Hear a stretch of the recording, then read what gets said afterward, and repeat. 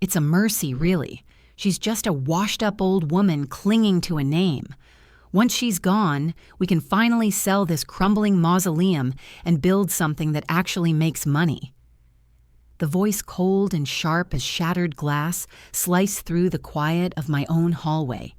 It was my nephew Liam, my dead sister's boy, the one I'd helped raise after the accident. I had been about to push open the swinging door to the kitchen, drawn by the scent of fresh coffee, ready to wish them both a good morning. But those words stopped me cold, rooting me to the polished marble floor. My heart, a traitorous drum, began to hammer against my ribs. The response came in a lower measured tone. It was Evelyn, my daughter-in-law. "Liam, keep your voice down. She could be awake. And it's not just a name. Blackwood Manor is a landmark. The Historical Society would have a field day. A field day we can manage Evie. We'll grease the right palms, tell a sob story about upkeep. But we can't do anything while she's still breathing in this house. That trust fund is a noose around all our necks. My dear Aunt Anastasia is a ghost who doesn't know she's dead yet. A mercy, a washed-up old woman, a ghost." Each word was a tiny, precise stab. I, Anastasia Blackwood, leaned against the wall, the cool plaster a stark contrast to the heat flooding my cheeks. I closed my eyes, the image of my smiling, generous sister flashing behind my lids. She had loved Liam so much, and I, in her memory, had loved him too. I'd paid for his law school, bailed him out of trouble, welcomed him into my home when his own life fell apart. And this was how he saw me, not as family, but as an obstacle, a breathing, lingering problem to be solved. Evelyn spoke again, her voice a practical, chilling counterpoint to Liam's venom. "The doctor said her heart is weaker. These things, they have a way of resolving themselves. We just need to be patient and be ready. Jason needs to be on board, and you know how he is about his mother." Jason, my son, my sweet, oblivious boy. The thought of him was a fresh wave of pain. Did he know about this? Was he a part of this quiet conspiracy waiting for me to die? I couldn't breathe. The air in the grand hallway of Blackwood Manor, the house my great-grandfather had built, suddenly felt thick and suffocating. This was more than just greed. This was a betrayal that went to the very bone. I forced myself to take a silent step back, then another retreating down the hall toward the grand staircase. I needed to get out. I needed to think. To them, I was Anastasia Blackwood, the frail, somewhat eccentric widow who had inherited a fortune and a historic property, only to become a recluse after my husband Arthur passed away 5 years ago. They saw the woman who puttered in the garden, who spent hours in the library with old books, who dressed in simple, outdated clothes. They saw the ghost. They didn't see me. They never had. Because the truth was, Arthur hadn't just left me a fortune. He had been my partner in building it. Before he was the beloved small-town mayor of our quaint coastal town of Cresthaven, he was a ruthless, brilliant venture capitalist. And I wasn't just his supportive wife. I was the architect. While Arthur was the charming public face, I was the one in the background analyzing the markets, identifying the startups, structuring the deals that multiplied our wealth 100-fold. I had a mind for numbers and strategy that made Wall Street titans nervous. We had amassed a secret portfolio worth over $300 million, all held in a complex network of trusts and offshore holdings invisible to the public eye and, most importantly, to our own family. We decided early on to raise Jason with normal values, away from the corrupting influence of extreme wealth. We lived well, of course, in the historic manor, but we never flaunted it. After Arthur died, I retreated further, guarding our secret, our second life, out of habit, out of grief, and out of a desire to see who Jason would become without the burden of expectation. Now I knew. He had become a man married to a woman who saw my death as an eventuality to be managed, a man who was at best blind to the viper he had let into our nest. I made it to my bedroom, my sanctuary, and closed the heavy oak door behind me, leaning against it. The room was filled with memories, photos of Arthur and me traveling the world, of a young Jason laughing. It all felt like a lie now. My eyes fell on a framed photograph on my dresser. It was of Arthur and me at the closing of the Veritas tech deal, the one that had netted us $90 million in a single afternoon. We were in a sleek, high-rise office in Manhattan, not the rustic charm of Cresthaven. He was shaking hands, beaming. I was standing slightly apart, a faint, knowing smile on my lips, my eyes sharp and clear. The architect. A cold, hard resolve began to crystallize inside me, pushing aside the initial shock and hurt. Liam thought I was a ghost. Evelyn thought my heart was weak. They had no idea the force they were dealing with. They wanted to see a weak old woman. Fine. I would give them one. I would lean into the role they had written for me. I would be the fragile, confused Anastasia, the burden they so clearly thought I was. But I would be watching, and I would be listening. And when the time was right, I would not just reveal the truth. I would dismantle their world piece by piece, just as I had built my own. They thought they were waiting for an inheritance. They were about to walk into a war, and they didn't even know they were on the battlefield. I took a deep, steadying breath, my gaze still locked on the photo. The woman in that picture was still here, and she was about to come out of retirement. "All right, my darlings," I whispered to the empty room, my voice no longer trembling, but low and steady. "You want to see a mercy? Let's see how you handle it." The facade began that very morning. I took a moment in front of my mirror, practicing the slight tremor in my hand, the vague, watery look in my eyes. I shuffled my feet a little, allowing my posture to slump. I was no longer Anastasia Blackwood, the architect. I was Aunt Anna, the fragile relic. When I entered the sun-drenched breakfast nook, they were already there. Liam was scrolling through his phone, his face a mask of casual indifference. Evelyn was sipping her orange juice, her posture perfect, her gaze calculating. The scene was so normal, so peaceful, it made the venom I'd heard earlier feel like a hallucination. "Aunt Anna, you're up," Liam said, putting on a brilliant smile that didn't reach his eyes. He stood pulling out a chair for me with a show of chivalry. We were just about to send a search party. I let my hand flutter to my chest, feigning a slight breathlessness. Oh, these old bones don't move as fast as they used to, Liam. "Thank you, dear."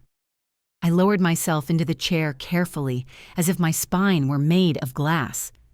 Evelyn watched me, her head tilted. "Did you sleep well, Anastasia? You look a little pale." There was a subtle emphasis on pale, a diagnostic tone that set my teeth on edge. She was already assessing the asset, checking for depreciation. I had strange dreams, I murmured, looking down at my hands as they pretended to tremble slightly on the linen tablecloth. Something about the house crumbling, and voices. I kept hearing voices. I chanced to glance up through my lashes. Liam had frozen for a fraction of a second, his fork hovering over his plate. Evelyn's smile was placid, unmoved. "Just dreams, Anastasia," she said smoothly. "This old house makes all sorts of noises. It's probably just the pipes. You shouldn't let your imagination run away with you." She took a delicate bite of her toast. "We were just discussing the upcoming Founders' Day gala. The committee is hoping you'll make an appearance as always. A brief one, of course. We don't want you overtaxing yourself. The Cresthaven Founders' Day Gala, the social event of the season in our small town where the Blackwood name was still spoken with reverence. It was the perfect stage for them, a chance to showcase their devoted care for the town's beloved matriarch, all while positioning themselves as the obvious heirs. I don't know," I stammered, leaning into the persona. "All those people, the noise. It's so much nonsense," Liam said, his voice overly hearty. "Everyone would be so happy to see you, and Jason will be there. He'd be disappointed if you didn't come. They were using my son as a pawn, and it worked." A genuine pang of longing shot through me. I missed my boy, The thought that he might be involved in this was a constant aching worry. I had to see him, had to look him in the eye and decide for myself. For Jason, I whispered, nodding slowly. Yes, for Jason I'll try. Evelyn's smile widened, a flash of triumph in her eyes. Wonderful. It settled then. Later that afternoon, under the guise of needing fresh air, I took a slow, meandering walk through the extensive gardens of the Manor. My destination was the old gardener's shed, a small stone building covered in ivy, forgotten by everyone but me. And inside, hidden beneath a loose floorboard, was a cheap, prepaid cell phone, my only untraceable line to the outside world. Locking the shed door behind me, I stood in the dim, dusty light, the scent of peat moss and old wood filling my lungs. My hands, now steady and sure, dialed a number I knew by heart, a number I hadn't called in 5 years. It rang twice before a deep, familiar voice answered. Sterling. "Michael," I said, my voice dropping all pretense, becoming the crisp, clear tone of the architect. "It's Anna." There was a beat of stunned silence on the other end of the line. Michael Sterling had been Arthur's and my most trusted financial advisor, the only other soul on earth who knew the full extent of our empire. "Anna, my God, is everything all right?" His voice was laced with genuine concern. "I heard about... Well, I've kept my distance as you asked." "Everything is not all right, Michael," I said, cutting to the chase. "I need you to run a full audit. Everything. The trust funds, the shell corporations, the offshore holdings. I want to know if there have been any inquiries, any attempts to access funds, any changes made to any documents. What's happened?" he asked, his tone immediately shifting to that of the sharp, ruthless lawyer I paid him to be. "Let's just say the vultures are circling and they're getting impatient. I need to know the strength of the cage, Michael, and I need to know what they're capable of." "Consider it done," he said without hesitation. "I'll be discreet. I'll report back in 48 hours. "Thank you," I said, and meant it. "And Michael, pull the files on my nephew Liam Croft and my daughter-in-law Evelyn Blackwood. I want to know everything. Debt secrets, skeletons in closets. I want the blueprints to their lives." "Understood." The line went dead. I leaned against the rough wooden wall, the phone clutched in my hand. The first move had been made. The investigation was underway. But I couldn't rely on Michael alone. I needed a more immediate personal understanding of the enemy. That opportunity came that evening. I was in the library pretending to doze in my favorite armchair by the fire when Liam and Evelyn came in thinking I was asleep. They spoke in hushed, urgent tones near the grand fireplace. "Can't wait much longer," Evie Liam was saying, his voice a low growl. "My creditors are getting aggressive. That failed real estate deal in the city bled me dry. If I don't get an infusion of cash soon..." "Patience." Evelyn soothed, though her own voice was tight. "Pushing too hard will look suspicious. Jason is already getting uncomfortable with how much we're here. We play the long game. The doctor confirmed her arrhythmia is worsening. The stress of the gala alone could be enough to..." She didn't finish the sentence. She didn't need to. The unspoken words could be enough to finish her. Hung in the air, more chilling than the crackling fire. So that was it. It wasn't just greed. It was desperation. Liam was in deep financial trouble, and Evelyn saw my death as the solution, not just to his problems, but to her own ambitions. They weren't just waiting. They were hoping. Maybe even encouraging. My own heartbeat, strong and steady, thudded in my ears. They were talking about my life as if it were a business transaction nearing its closing date. As they left the library, I opened my eyes, staring into the flames. The hurt had been burned away, replaced by a cold, focused fury. They thought my heart was weak. They were about to learn it was armored. They thought I was a ghost. I was about to become their nightmare. The game was indeed on, and I held all the blueprints. The week leading up to the Founders' Day Gala was a masterclass in sustained deception. I leaned into my role as Aunt Anna with a dedication that would have won me awards. I asked Evelyn to repeat simple questions pretending I hadn't heard. I let Liam help me up the stairs, my grip on his arm feigning weakness. I spent hours staring blankly out the library window, a shawl wrapped around my shoulders, the picture of fading vitality. And all the while, the pieces of my real plan were clicking into place. Michael Sterling called back, his voice grim. "The financial cage is solid, Anna. No one has breached it. But the audit on your family. Liam is in deep. We're talking over $2 million in debt, mostly to private lenders with unpleasant collection methods. He's desperate." And Evelyn. I asked, my voice low as I watched a robin pull a worm from the lawn. Ambitious.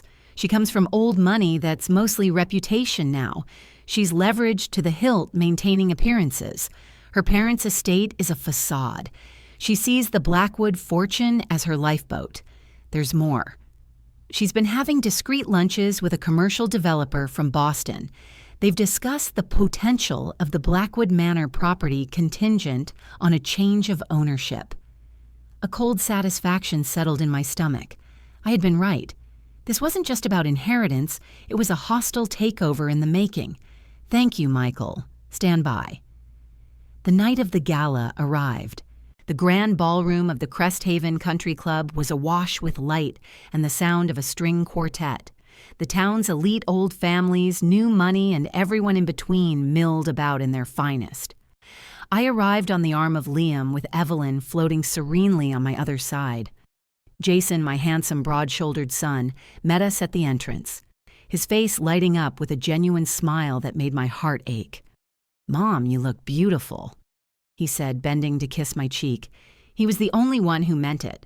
I was wearing a simple dark blue velvet dress I'd owned for a decade. They had wanted me to wear something more festive, but I'd insisted playing the part of the modest, out-of-touch widow. Evelyn, in contrast, was a vision in a sleek, silver gown that probably cost more than the country club's monthly landscaping budget. We became the center of a polite, swirling vortex of well-wishers. "So wonderful to see you out, Anastasia. You're looking well." The Blackwood family is the heart of Cresthaven. Liam and Evelyn basked in the reflected glory, playing the devoted family members to perfection.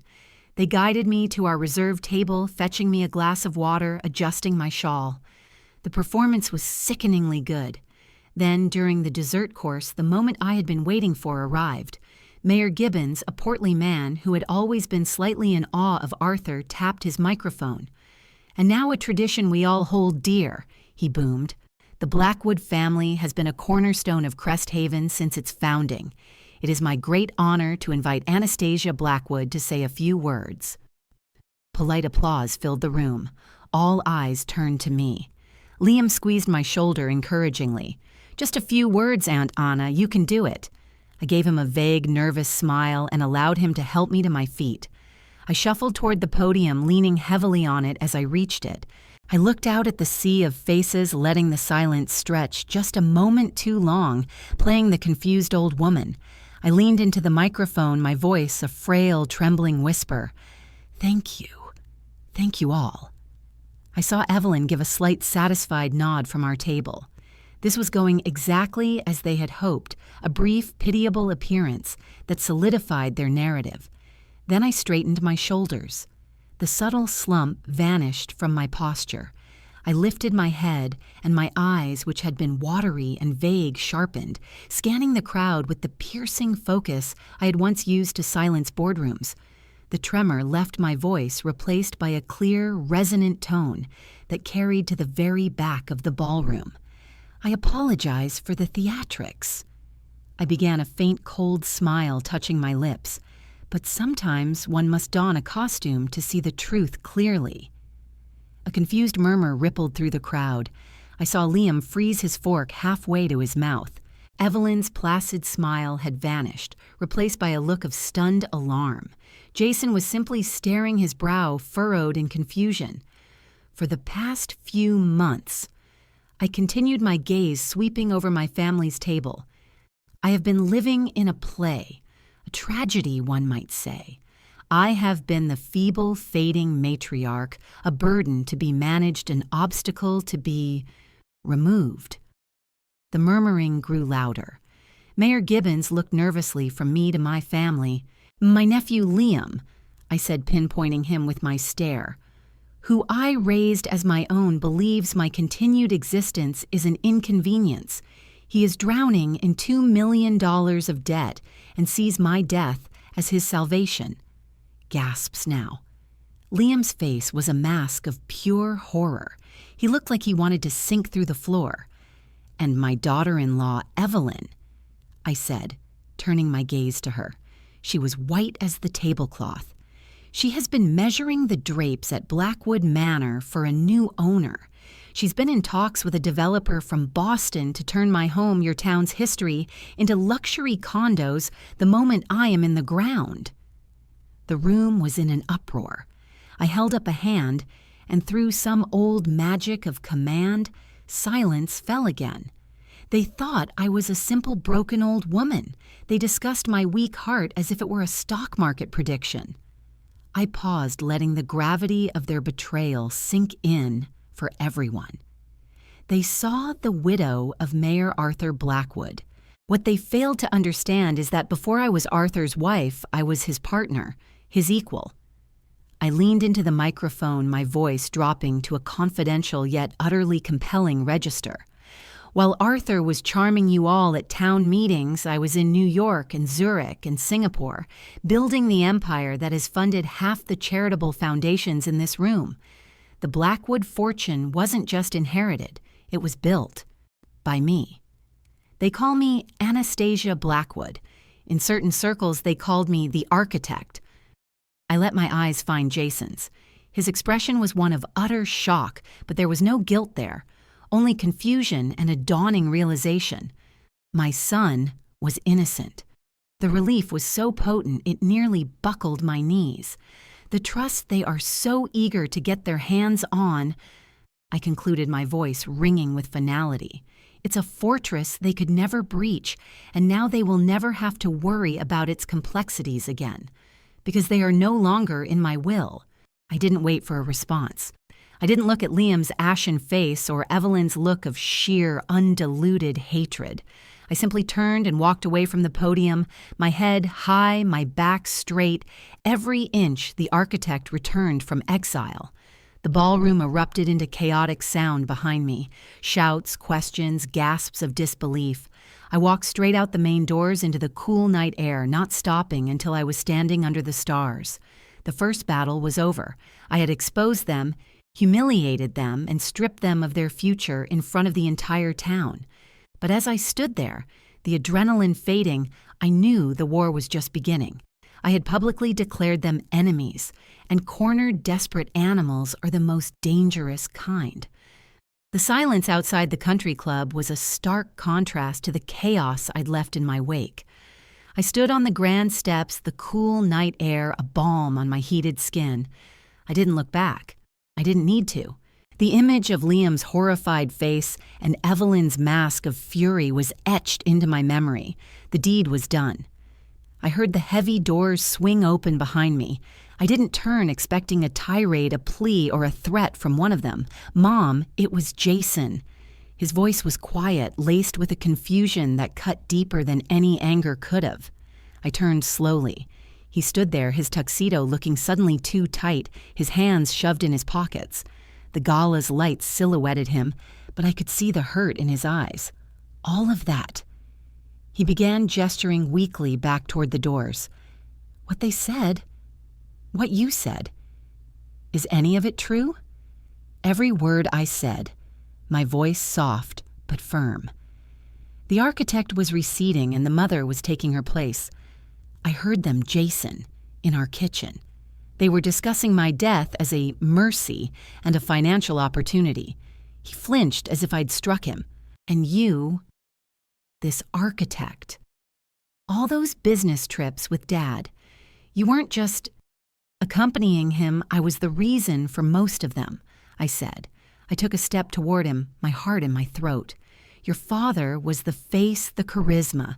I was the strategy, the numbers. We were a team. We decided to keep the full extent of our success from you to give you a normal life, to see the man you'd become without the shadow of all that money." He ran a hand through his hair, a gesture of distress I remembered from his teenage years.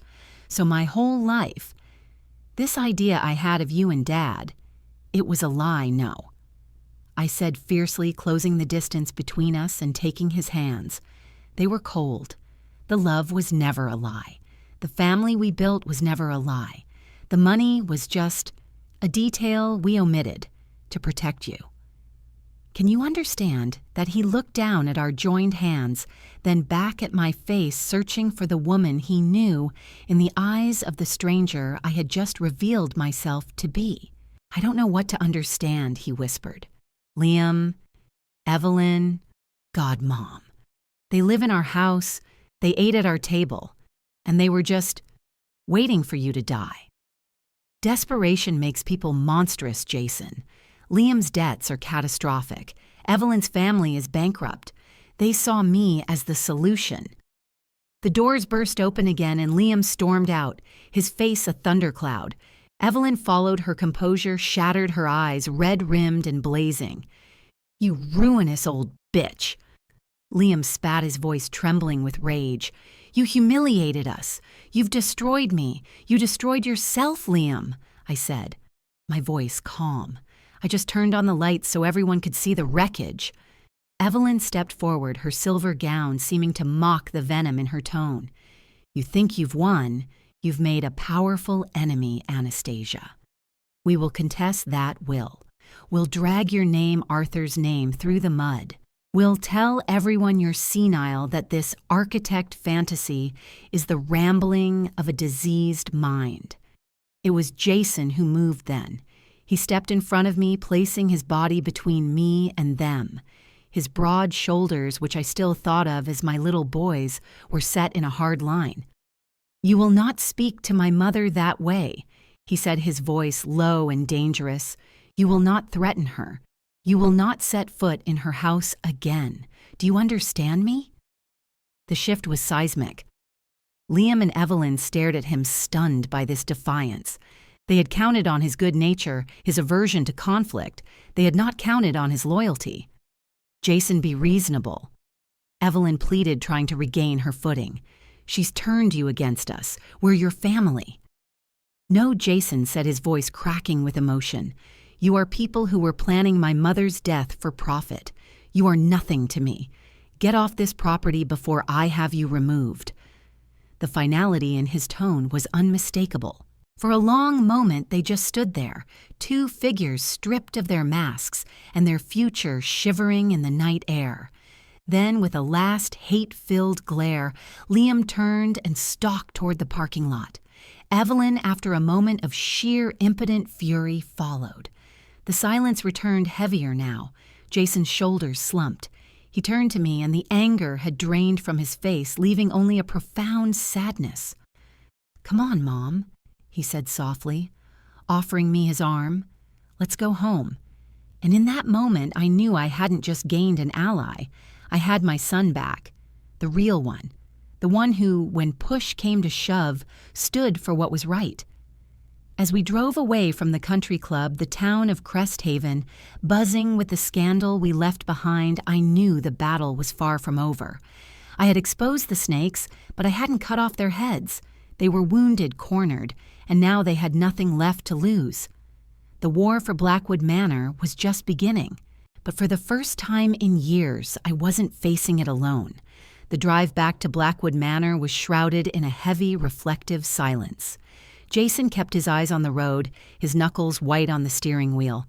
I watched the familiar streets of Cresthaven slide by the quaint shops and historic lampposts, now feeling like the set of a play whose script had just been ripped up. "I should have seen it," Jason finally said, his voice rough. "The way they were always around, always so attentive. I thought they were just being supportive. I was so stupid." "You weren't stupid, Jason," I said gently. "You were trusting. You saw the best in people because that's who you are. Your father and I, we wanted to protect that in you. We never wanted you to become cynical, to see every kindness as a transaction." "Well, mission accomplished," he said with a bitter laugh. "But now I feel like I've been walking around with blinders on. All those times Evelyn asked me about your health, your moods. I thought she was concerned. I was giving her intelligence." The pain in his voice was a physical thing in the car. I reached over and placed my hand on his arm. "This is not your fault. The blame lies solely with them." We pulled through the wrought iron gates of Blackwood Manor. The house with its gabled roofs and ivy-covered stone had never felt more like a fortress. As we got out of the car, the silence of the grounds felt ominous. They were gone. The viper's nest in my own home had been cleared, but the air still felt poisoned. Inside, the emptiness was palpable. A half-finished cup of Liam's coffee sat on the kitchen counter. One of Evelyn's silk scarves was draped over a chair in the foyer. These mundane traces of their betrayal felt more violating than any grand scheme. Jason picked up the scarf, his jaw tightening. "I'll pack their things. They can send for them. I don't want any reminder of them in this house." As he went upstairs, I moved through the rooms, my mind already shifting from the emotional fallout to the practical threats. I had declared war at the gala. Now I had to prepare for the counterattack. It came sooner than I expected. The next morning, a sleek black sedan pulled up the drive. A woman in a severe expensive pantsuit got out, followed by a man carrying a briefcase. They presented themselves at the front door. "Anastasia Blackwood. I'm Diana Reed, representing Liam Croft and Evelyn Blackwood." The woman said, her voice as crisp as her attire. She handed me a thick envelope. "This is a formal notice of our intent to challenge your mental competency and the validity of the will you referenced last night. We are also filing for a temporary injunction to freeze all Blackwood assets, including this property, pending the outcome of the competency hearing."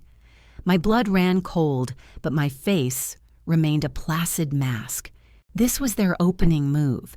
They were going to try to have me declared senile, to claim my exposure of them was the ravings of a diseased mind, and that my disinheritance of them was the product of undue influence or insanity. "I see," I said, taking the envelope without looking at it. "Thank you for the delivery." Diana Reed's eyes narrowed clearly, expecting more of a reaction. "This is a serious matter, Mrs. Blackwood. I would advise you to seek legal counsel." "I am aware of what it is," I replied, my tone cool, "and I have counsel. Good day." I closed the door before she could say another word, leaning against it for a moment, the thick legal document feeling like a lead weight in my hand. They were moving fast. They knew their only chance was to strike while the town was still reeling from the scandal, to control the narrative. Jason came down the stairs, having heard the exchange. "What was that?" I handed him the envelope. "The first volley. They're trying to have me declared incompetent." His face darkened as he skimmed the documents. "They can't do this. This is ridiculous. It's a common tactic in these kinds of fights," I said, moving toward my study. "But they've made a critical error." "What's that?" "They're trying to outmaneuver Aunt Anna." The confused old woman, I said, a slow, sharp smile spreading across my face. "They have no idea they're actually fighting the architect." I sat down at my ancient roll-top desk, a piece I'd always cherished for its simplicity. But now I opened it to reveal not sentimental trinkets, but a state-of-the-art laptop and a secure satellite phone. It was time to mobilize my own army. My first call was to Michael Sterling. "Michael, they've filed for a competency hearing and an asset freeze." I expected as much. He replied, "All business. I've already engaged the finest probate litigator on the East Coast, Eleanor Vance. She's a shark. She'll eat Diana Reed for breakfast. We'll file a motion to dismiss immediately." "Good," I said. "But we need more than defense. I want you to release the first wave of information. Leak Liam's debts to the press. Not all of it, just enough to paint a picture of a desperate man. And I want the details of Evelyn's meetings with that Boston developer made public. Let's show the town exactly what kind of devoted family members they really are. Consider it done." Michael said, a note of grim satisfaction in his voice. My next call was to a man known only as John. He was a private investigator of a very particular and very discreet skill set. Arthur and I had used him years ago to handle corporate espionage threats.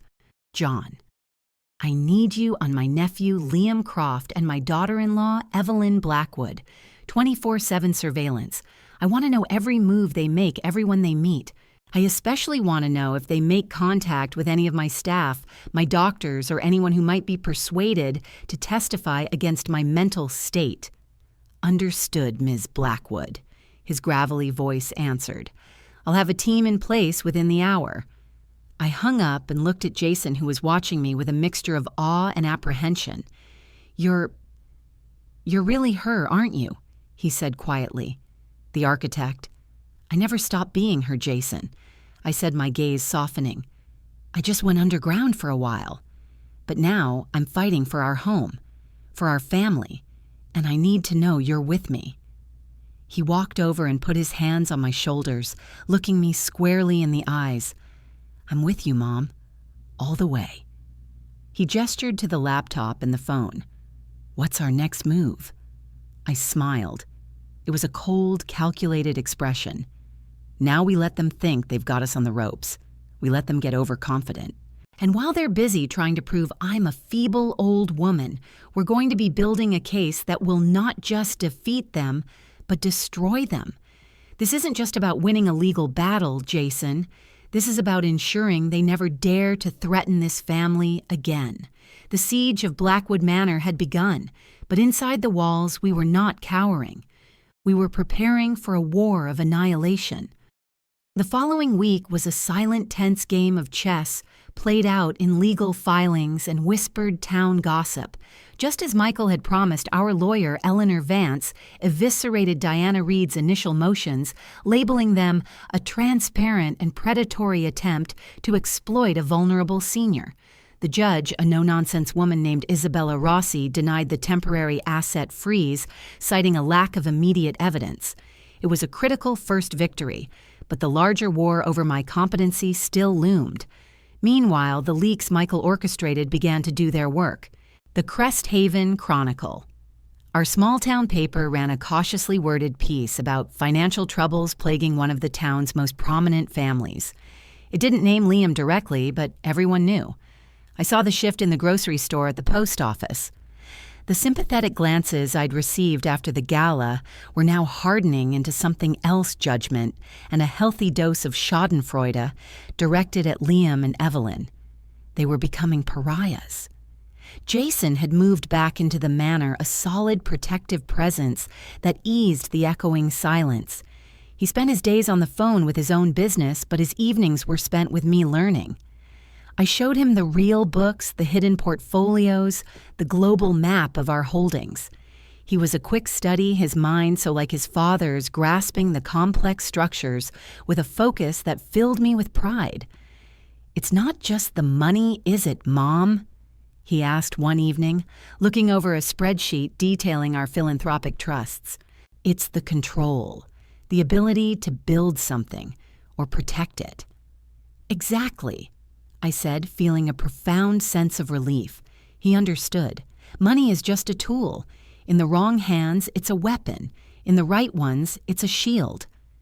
Our peace was shattered by a call from John, the private investigator. His voice was terse, all business. Ms. Blackwood, we have a problem. Liam Croft just had a meeting with Dr. Alistair Finch.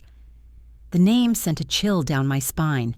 Dr. Finch was my cardiologist, a man I had trusted with my life for over a decade. Details, I demanded, my voice tight. They met at a diner outside of town. Cash transaction. My man couldn't get audio, but the body language was clear. Liam was agitated, persuasive. He handed Finch a thick envelope. Finch took it. My mind raced. They were buying a witness. They needed a medical professional to testify to my fragile mental state, to claim that my heart condition could cause cognitive deficits. Dr. Finch, with his impeccable reputation, would be a devastatingly credible witness for them. Thank you, John. Keep on him. I want to know everything about Dr. Finch. Everything. I hung up and relayed the information to Jason. His face hardened. That bastard. We have to confront him. We can't let him get away with this. Confronting him will only make him dig in his heels.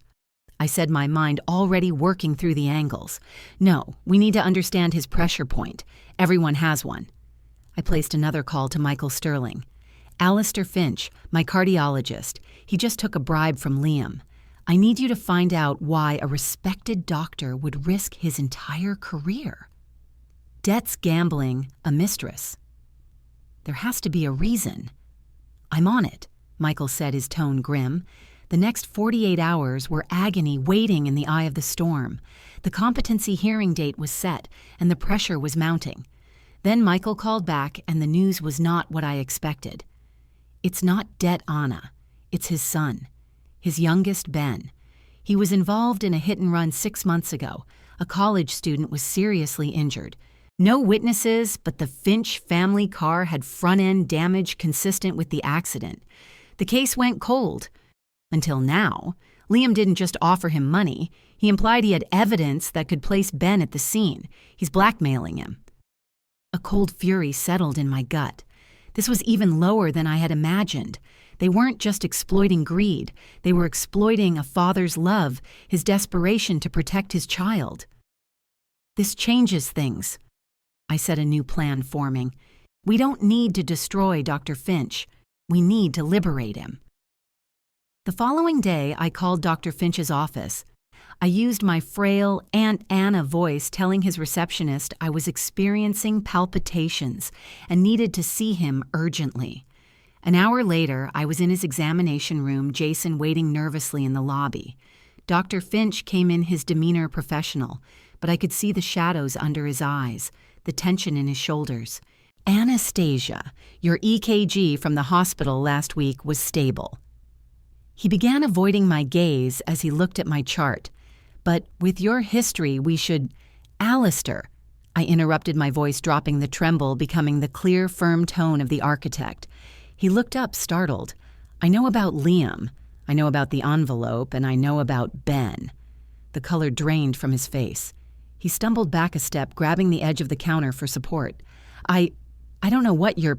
Stop, I said, not unkindly. Liam is blackmailing you. He's threatening your son, but he's a desperate amateur, and his evidence is likely as flimsy as his morals. Tears welled in the doctor's eyes. The proud, composed man crumpled before me. He said he had a video from a traffic camera.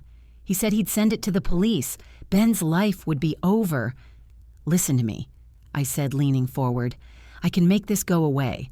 I have resources Liam can't even conceive of.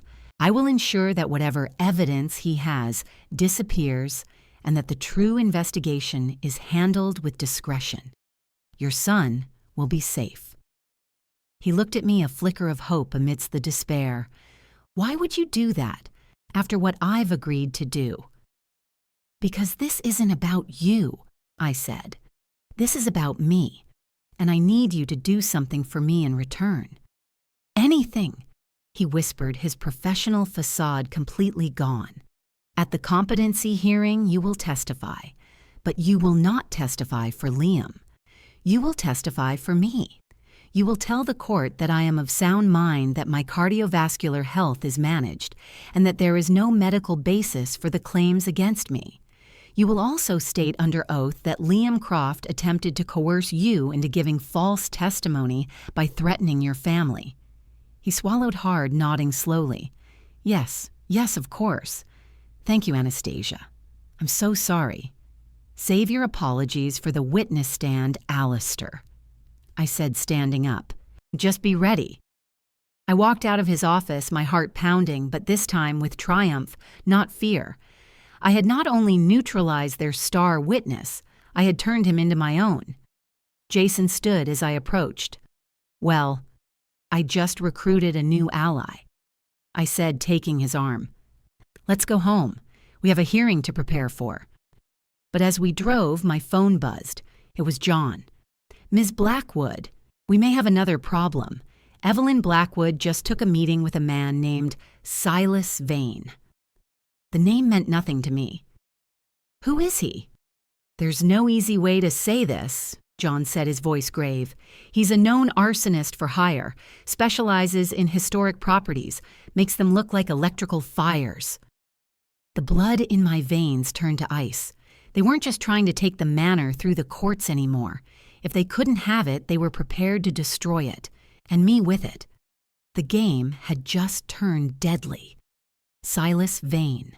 The name hung in the air of the car, a death knell for the world I knew. An arsonist for historic properties. They weren't just planning to have me declared incompetent, they were preparing a contingency plan of absolute final destruction. If they couldn't have Blackwood Manor, no one would. And if I happened to be inside when a tragic, accidental electrical fire broke out, well, that would solve all their problems in one fell swoop. Jason saw the blood drain from my face. "Mom, what is it?" "Drive home, Jason. Now." My voice was a whisper, all the earlier triumph gone. "And then call a security company. The best. I want this house turned into a vault by nightfall." I relayed John's message. Jason's hands clenched on the wheel, his knuckles white. They wouldn't. They couldn't be that monstrous. Desperation has no bottom, son. I said, my mind already racing, shifting from a legal defense to a physical one. They've lost the moral high ground, they're losing the public relations battle, and they're about to lose in court. A fire would be a clean sweep. It would destroy the evidence, collect the insurance, and eliminate me. They're backed into a corner, and they're pulling out the matches. The next 24 hours were a blur of organized panic. By the next morning, Blackwood Manor was wrapped in a cocoon of security. Cameras covered every angle, motion sensors lined the perimeter, and a state-of-the-art fire alarm system with direct links to the fire department was installed. A private security team began 24/7 patrols. The cost was astronomical, but it was a drop in the bucket of my hidden fortune. I was fortifying my castle against dragons. But fortifications were a defensive measure. I needed to go on the offensive. I needed to stop them before they ever struck. I called John back. "Silas Vane. I want everything on him. His habits, his routines, his weaknesses. And I want to know the moment Evelyn makes contact with him again." The competency hearing was now only 2 days away. The pressure was a physical weight. I spent hours with Eleanor Vance going over every detail of my testimony, of Dr. Finch's promised testimony. But the specter of Silas Vane loomed over everything. What did a court victory matter if my home was a pile of ashes? Then John called with the break we needed. Vane is a creature of habit. He has a drink every night at the same dive bar, the Rusty Nail, on the outskirts of town. He goes there alone, sits in the same booth, drinks the same whiskey. He's careful, but he's arrogant. He thinks he's untouchable. An idea dangerous and bold began to form in my mind. A trap. "Jason," I said, turning to my son, "I need you to do something for me. It's going to require a little acting." That night, Jason, wearing a hoodie and doing his best impression of a shifty, nervous kid, walked into the Rusty Nail. He approached the bar, ordered a beer he wouldn't drink, and waited. According to John, Silas Vane was in his usual booth, a large, taciturn man with scarred knuckles and cold eyes. After a few minutes, Jason slipped into the empty seat across from him. Vane looked up, his expression shifting from boredom to mild annoyance. "You're in my spot, kid. Get lost." Jason leaned forward, his voice a conspiratorial whisper, just as I had coached him.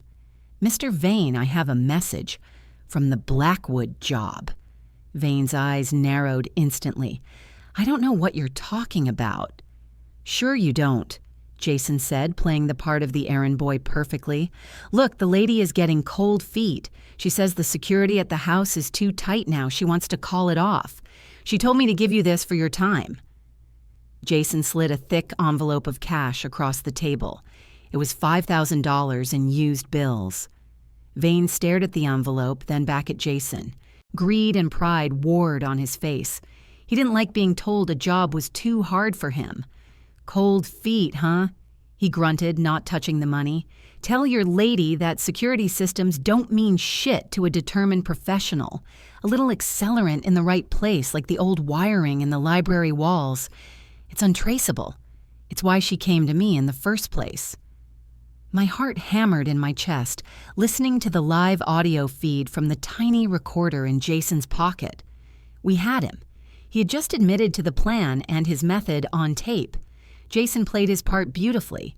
He shrugged, trying to look impressed but wary. "I'm just the messenger, man. She said if you're still interested, she'll meet you tomorrow night, 10 p.m. at the old boathouse on the Blackwood property. She'll have the rest of your payment. But she said if you can't get past the security, no hard feelings." Vane sneered, pocketing the envelope of cash. "Tell her I'll be there. And the job will be done within 48 hours. She'll have her tragic accident." Jason nodded, stood up, and left without another word. He walked out of the bar, got in his car, and drove until he was sure he wasn't followed, before pulling over his hands, shaking on the wheel. "We got him, Mom," he breathed into his phone. "We got him." "You were brilliant, Jason," I said, my own voice trembling with relief and adrenaline. "Now we call the police." But we didn't just call the police. We called Police Chief Walter Evans, a man who had respected Arthur and who had been deeply suspicious of the entire Blackwood family drama. We played him the recording. We gave him the time and place of the meeting. The next night at 9:55 p.m., the woods around the old boathouse were silent and dark.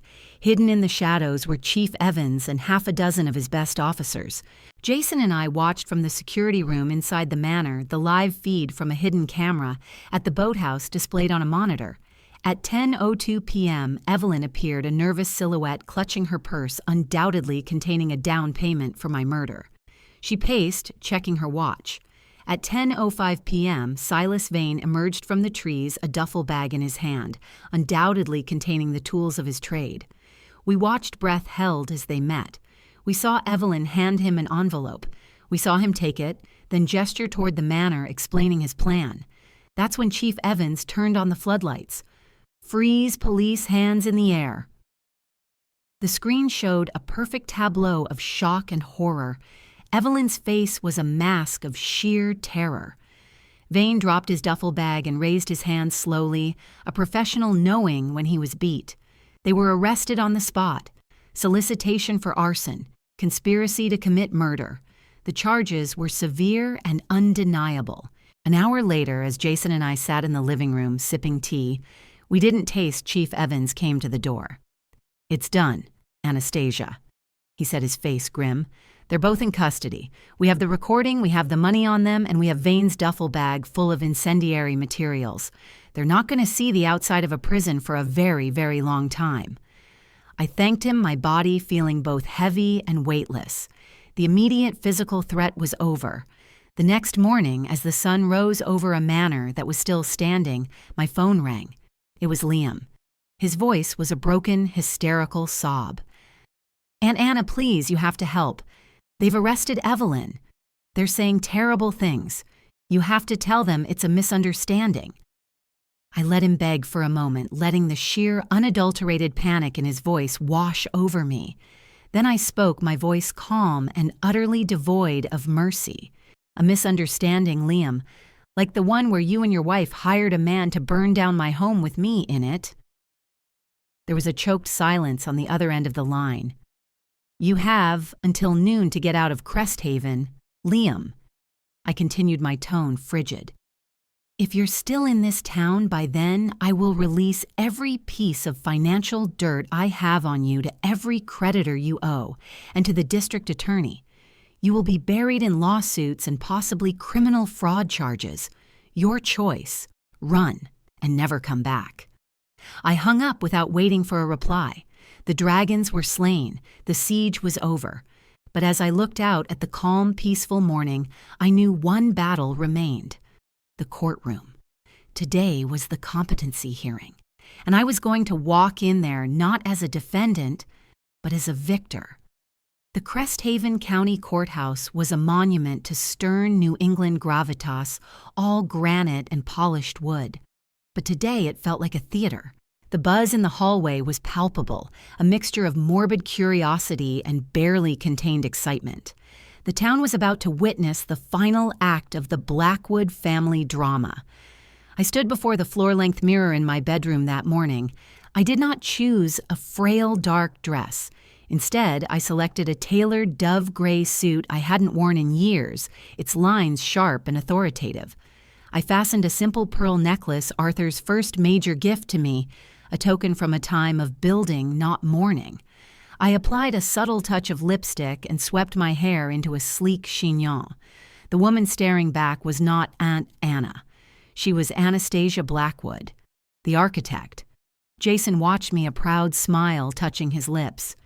"You look like yourself, Mom." "That's the point, son," I said, turning to him. "Today, we end this." As we walked up the courthouse steps, a hush fell over the crowd of reporters and onlookers.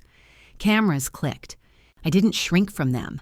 I met their gaze, my head high, my posture radiating a calm, unshakable authority. Let them see who I really was. The courtroom was packed. I saw faces from the gala, from the town council, from my entire life in Cresthaven. In the plaintiff's table, Liam sat alone. He looked hollowed out, his suit, rumpled, his eyes red-rimmed. The seat next to him, where Evelyn and his lawyer should have been, was empty. Diana Reed had likely dropped him as a client the moment the news of Evelyn's arrest broke. He was utterly alone. Judge Rossi took the bench, her expression inscrutable. "This is a hearing to determine the competency of Anastasia Blackwood. Mr. Croft, as the petitioner, you may proceed." Liam stood, his hands trembling.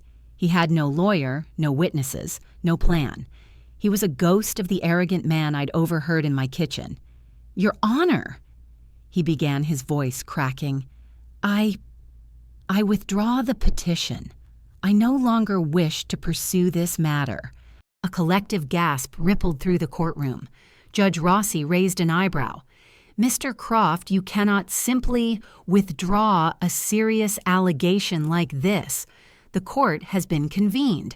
You will state your case, or I will dismiss it with prejudice, and you will be liable for all legal fees." Liam looked like a trapped animal. He glanced at me, and for a second I saw the little boy I'd comforted after nightmares. Then the memory was gone, replaced by the man who had plotted my death. He stammered, presenting a rambling, incoherent case. He had no evidence, no medical testimony, only vague insinuations about my erratic behavior. It was pathetic. The judge listened with growing impatience. When he finally slumped back into his chair, defeated, Eleanor Vance stood. "Your Honor, the respondent moves for an immediate dismissal. This petition is not only without merit, it is a malicious and predatory act, as the petitioner's own recent arrest for conspiracy to commit arson and murder clearly demonstrates." Judge Rossi's gaze could have frozen fire. "I am aware of the developments, Ms. Vance." She turned her attention to Liam. "Mr. Croft, this court finds your petition to be wholly frivolous and brought in bad faith. It is dismissed with prejudice. You are ordered to pay all court costs and legal fees incurred by Mrs. Blackwood. Furthermore, I am referring this matter to the district attorney for investigation into possible perjury and abuse of the judicial system." Liam looked as if he'd been struck. It was over. He had lost everything. But Eleanor wasn't finished. "Your Honor, if it pleases the court, my client has a brief statement." The judge nodded. "Mrs. Blackwood." I rose and walked to the podium. The room was so quiet I could hear the rustle of my own suit jacket. I looked not at the judge, but at the people of my town. "Your Honor, people of Cresthaven." I began, my voice clear and steady, carrying to the back of the room. "For the last 5 years, I have lived in the shadow of my husband's memory and in the grip of my own grief. I allowed a version of myself to be presented to the world that was incomplete, a version that made me a target." I turned and looked directly at Liam. "I forgive you, Liam, not for my sake, but for my sister's. But forgiveness does not mean absolution. You must now face the consequences of your actions. You are no longer my family." I then turned my gaze to the crowd. The Blackwood name has stood in this town for generations. It has stood for integrity, for community, and for strength. That has not changed. My son Jason and I will be establishing the Arthur and Anastasia Blackwood Foundation, funded with $100 million from our personal holdings. It will support historic preservation local businesses and provide scholarships for the youth of Cresthaven. This town is our home, and we intend to ensure its future is as bright as its past. I didn't wait for a reaction. I had said what I needed to say. I turned, gave a respectful nod to Judge Rossi, and walked back to my seat. The silence held for a moment longer, and then the courtroom erupted into applause. It wasn't the scandalous excitement from before, but a wave of respect, of solidarity. As Jason and I walked out of the courthouse into the bright afternoon sun, we left the chaos behind. Liam was being escorted by a bailiff likely to be questioned by the DA. He didn't look at us. We drove home in a comfortable, peaceful silence. When Blackwood Manor came into view, it no longer felt like a fortress under siege. It was just home, our home. That evening, we sat on the veranda watching the sunset paint the sky in hues of orange and purple. "What now, Mom?" Jason asked, sipping a glass of iced tea. "Now," I said, leaning back in my chair. "We live. We build the foundation. We enjoy this house. We be a family. The war is over." "And the architect?" he asked, a gentle tease in his voice. I smiled, looking out at the gardens Arthur and I had planted together. "She'll always be here, but she doesn't need to hide anymore. She can just be a mother. A grandmother someday, I hope." Jason grinned. "One step at a time." A few weeks later, the foundation was officially launched to great fanfare. The town had embraced us fully, the shadow of the scandal replaced by the tangible hope the new foundation provided. I was in my study reviewing grant proposals when Jason came in holding a single elegant envelope. "This came for you, hand-delivered." It was heavy, expensive stationery. My name was written in a familiar, precise script. I opened it. Inside was a note from Dr. Alistair Finch. "Anastasia. Ben's situation has been resolved. The official record states that new evidence exonerated him. I will never be able to thank you enough. My family is whole because of you. I have resigned from my practice in Cresthaven. We are moving to be closer to family to start fresh. I will spend the rest of my life in your debt. With eternal gratitude, Alistair." I folded the letter, a sense of quiet closure settling over me. Good had come from the darkness. I looked around the study at the photos of Arthur, of Jason, of a life fully lived. The secrets were gone. The lies were exposed. The fortune was no longer a hidden burden, but a tool for good, openly managed by a mother and son who had finally found their way back to each other. I was no longer a ghost, a victim, or a secret titan. I was simply Anastasia Blackwood. The widow, the mother, the philanthropist, the woman who had fought for her family and won. And that was the richest identity of all.